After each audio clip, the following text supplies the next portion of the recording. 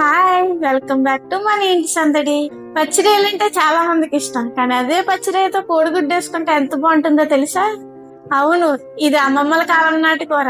ఆ రోజుల్లో ఇలాంటి ఫుడ్ తినబట్టి ఇప్పటికీ స్ట్రాంగ్ గా ఉన్నారు. ఈ రోజు దీని రెసిపీ ఎలా చేసుకోవాలో నేను మీకు చూపిస్తాను. Let's go.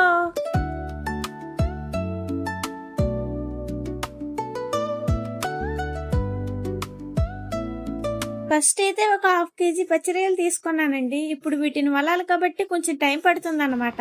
అయితే వాటికన్నా ముందు ఒక గిన్నెలో గుడ్లు ఉడకబెట్టేసుకుందాం. ఇవి ఉడికేలోపు మన రొయ్యల్ని ఇలా వలిచేసుకుందాం.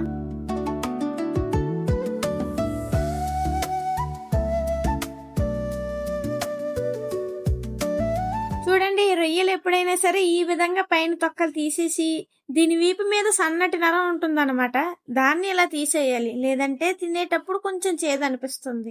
అలా రొయ్యలు మొత్తం వలిచాక వాటర్లో వేసి శుభ్రంగా కడుక్కోవాలి. ఇప్పుడు మళ్ళీ అందులో కొద్దిగా పసుపు వేసి కడుక్కోవాలి. అలా చేయడం వలన రొయ్యలకు ఉండే పచ్చి నీసి వాసన తగ్గుతుంది.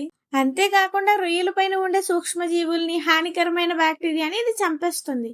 సో అన్ని కడిగేయడం అయిపోయాక వీటిని పక్కన పెట్టి ఇప్పుడు గుడ్లను కూడా వలిచేసుకుందాం. అలా వలిచిన గుడ్లకి ఇలా చిన్న చిన్న ఘాట్లు పెట్టుకోండి. అలా పెడితే గుడ్లు లోపల వరకు ఉప్పు కారం బాగా పడుతుంది, మంచి టేస్ట్ కూడా వస్తుంది. నెక్స్ట్ ఆనియన్స్ ని కట్ చేసుకుందాం. నేను చిన్న ఉల్లిపాయలు కాబట్టి 3 తీసుకున్నా, పెద్దవి అయితే 2 సరిపోతాయి. వీటిని ఇలా చిన్నగా కట్ చేసుకోవాలి. అలాగే కూరకి కావాల్సినవన్నీ కూడా ఇలా పక్కన పెట్టేసుకుందాం. పచ్చిరొయ్యలు, గుడ్లు, ఉల్లిపాయలు, 2 టేబుల్ స్పూన్స్ కారం, 2 టేబుల్ స్పూన్ అల్లం వెల్లుల్లి paste, 1 table spoon garam masala.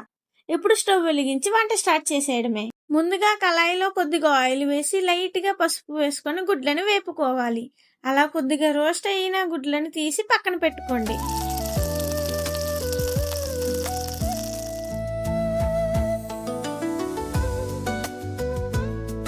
ఇప్పుడు అదే ఆయిల్లో పచ్చిరొయ్యలు కూడా వేసి ఒక 50% వేయించి పక్కన తీసి పెట్టుకోవాలి.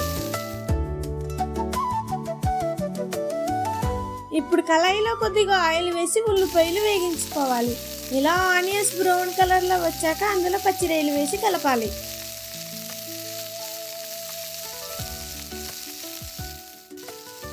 తర్వాత ఇందులో అల్లం వెల్లుల్లి పేస్ట్ వేసుకుని 2 మినిట్స్ మగ్గించండి. నెక్స్ట్ ఇందులో రుచికి సరిపడా ఉప్పు కూడా వేసుకోండి.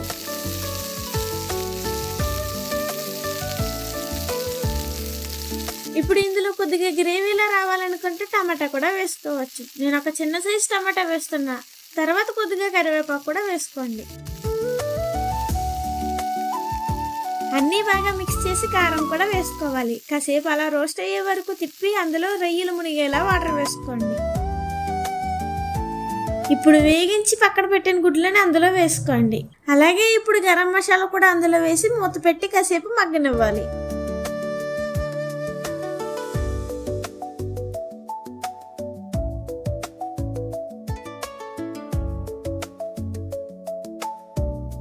ఇప్పుడు మూత తీసి చూద్దాం. ఇలా దగ్గరగా అయ్యాక లాస్ట్ లో కొత్తిమీర వేసి 2 మినిట్స్ తర్వాత స్టవ్ ఆఫ్ చేయడమే. అంతే, గుమగుమలాడే పచ్చిరొయ్యలు కోడిగుడ్డు కూర రెడీ. మీకు కూడా ఈ కూర నచ్చితే ఒకసారి ట్రై చేసి ఎలా వచ్చిందో కామెంట్ లో చెప్పండి. వీడియో నచ్చితే లైక్ చేసి, ఇంకా ఎవరైనా సబ్స్క్రైబ్ చేసుకోకపోతే ఇప్పుడే సబ్స్క్రైబ్ చేసుకోండి. బాయ్.